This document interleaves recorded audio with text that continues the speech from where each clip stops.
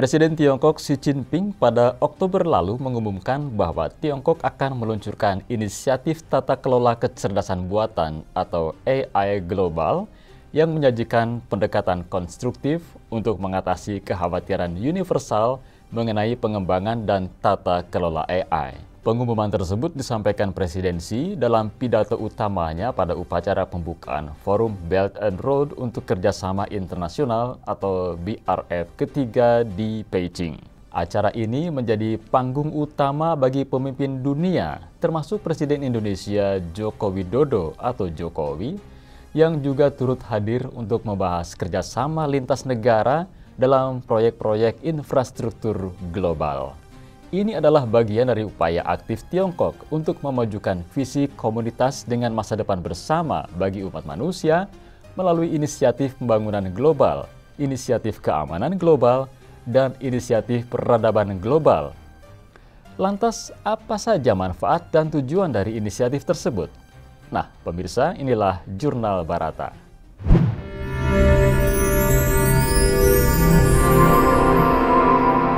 Jurnal Barata. Pemirsa, Tiongkok pada Oktober lalu telah meluncurkan inisiatif tata kelola kecerdasan buatan atau AI global yang menawarkan pendekatan terbuka, inklusif, dan adil untuk pengembangan, keamanan, dan tata kelola teknologi serta layanan kecerdasan buatan yang sedang berkembang bagi dunia. Hal ini sangat kontras dengan pembatasan dan blokade Amerika Serikat selama ini yang bertujuan untuk melestarikan hegemoninya. Seperti yang mereka lakukan terhadap Tiongkok dengan membatasi atau bahkan menutup akses teknologi tinggi untuk kebutuhan teknologinya.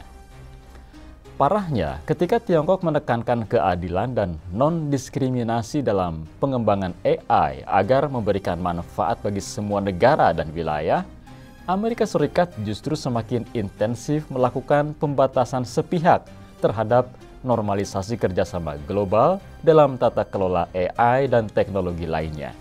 Tidak hanya Amerika Serikat, negara-negara Barat juga berupaya menetapkan aturan untuk AI yang menurut para ahli sebagian besar bertujuan untuk melindungi kepentingan mereka sendiri.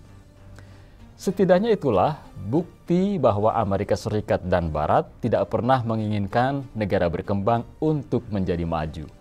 Menurut para ahli, inisiatif tata kelola AI global yang diumumkan pada Forum Belt and Road for International Cooperation atau BRF yang ketiga di Beijing tersebut mewakili solusi lain yang diusulkan Tiongkok untuk tata kelola AI global yang telah membawa peluang dan tantangan serta risiko yang luar biasa sehingga menggarisbawahi pendekatan Tiongkok terhadap tata kelola AI secara global.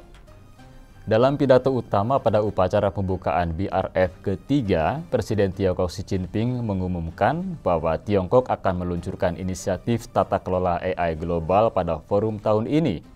Inisiatif ini mencakup berbagai aspek tata kelola AI dan menyerukan penerapan pendekatan yang berpusat pada masyarakat. Sudah tentu ini akan menjunjung tinggi prinsip saling menghormati, kesetaraan, dan saling menguntungkan dalam pengembangan AI bagi seluruh negara.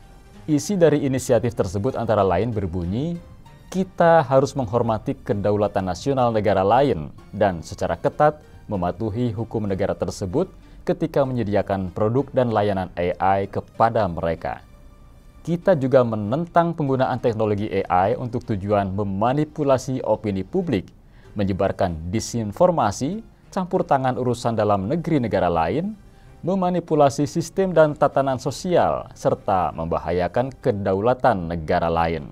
Selain itu, inisiatif ini juga menyerukan pembentukan sistem pengujian dan penilaian berdasarkan tingkat risiko AI, juga pembentukan dan peningkatan undang-undang serta peraturan yang relevan untuk memastikan privasi dan keamanan data.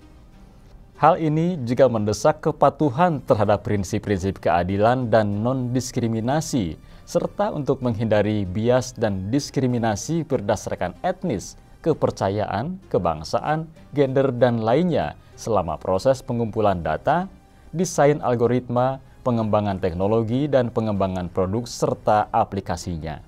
Juru bicara Kementerian Luar Negeri Tiongkok mengatakan, inisiatif ini menyajikan pendekatan konstruktif untuk mengatasi kekhawatiran universal mengenai pengembangan dan tata kelola AI, serta menyusun cetak biru untuk diskusi internasional dan pembuatan peraturan yang relevan. Menurutnya, melalui teknologi AI, Tiongkok siap melakukan pertukaran dan kerjasama praktis dengan semua pihak dalam tata kelola AI global, dan memberikan manfaat bagi seluruh umat manusia. Inilah yang diharapkan seluruh negara, bukan malah sebaliknya membatasi dan menutup akses. Peneliti di Institute of Technology, Sun Yuzhong, mengatakan bahwa pendekatan kooperatif dan saling menguntungkan yang dilakukan Tiongkok tidak hanya kondusif bagi perkembangan Tiongkok sendiri, tapi juga bagi kemajuan bersama dalam inovasi teknologi semua negara yang berpartisipasi dalam pembangunan bersama inisiatif Sabuk dan Jalan atau BRI, khususnya di bidang-bidang mutakhir seperti AI. Menurut Sun, kita dapat bersama-sama mendorong peningkatan ilmu pengetahuan dan teknologi di berbagai negara, bukan malah untuk memajukan diri sendiri dan menghambat perkembangan negara lain.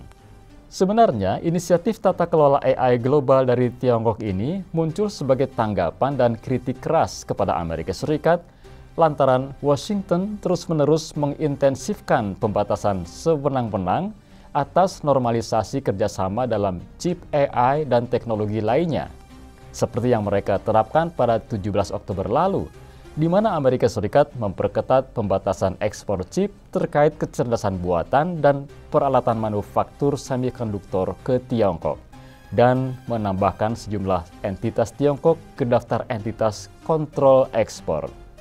Tindakan tersebut memicu tanggapan keras dari Tiongkok pada keesokan harinya. Kementerian Perdagangan Tiongkok dengan tegas menentang dan menyesalkan penyalahgunaan kontrol ekspor dan taktik intimidasi sepihak yang dilakukan Amerika Serikat.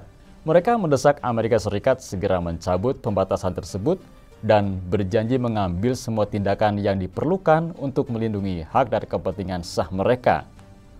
Tata kelola AI global harus mencakup masukan dari semua negara dan wilayah. Selain pembatasan sepihak yang dilakukan Amerika Serikat, negara-negara barat ternyata juga bersaing untuk menyusun aturan definitif bagi kecerdasan buatan, dan mereka mengalami hambatan besar karena semuanya ingin menang. Analis industri senior yang berbasis di Beijing, Ma Chihua, mengatakan bahwa usulan Tiongkok terkait inisiatif tata kelola AI global tidak melihat kemampuan negara-negara di bidang AI, karena bagi Tiongkok, semua negara termasuk negara-negara tertinggal harus dapat berpartisipasi dalam menetapkan aturan, alih-alih menjadi penonton atau dipaksa untuk mematuhi aturan pihak lain. Dalam hal ini, pendekatan Tiongkok tentu sangat berbeda dengan pendekatan Barat yang lebih menekankan pada partisipasi pihak-pihak yang kuat, sedangkan inisiatif tata kelola AI global (DBRF) menggarisbawahi komitmen Tiongkok untuk kerjasama yang saling menguntungkan, tidak hanya dalam bidang proyek tradisional, melainkan juga untuk pengembangan teknologi dengan semua mitra BRI. Oleh karena itu, mengingat kemampuan Tiongkok yang semakin meningkat, banyak negara berharap bahwa Tiongkok memainkan peran yang lebih besar dalam mendorong kerjasama teknologi di Asia dan sekitarnya.